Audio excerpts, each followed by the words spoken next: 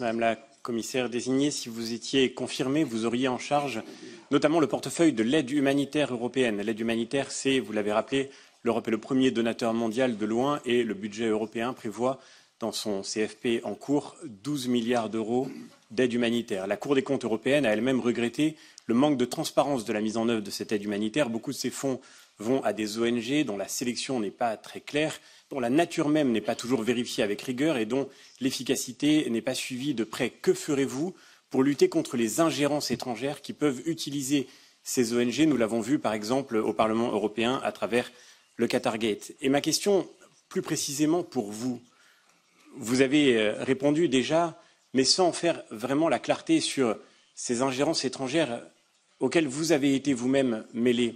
Lorsque vous avez délivré ces visas à une délégation iranienne composée notamment de dirigeants islamistes et de leur sécurité, qui est venue interroger sur le sol belge des opposants iraniens, comment parler de protection de la démocratie et comment parler des droits des femmes dont vous avez évoqué ce matin l'importance? Quand vous avez été en Crimée avec un visa russe pour relayer la propagande de la Russie dans un événement financé par Gazprom,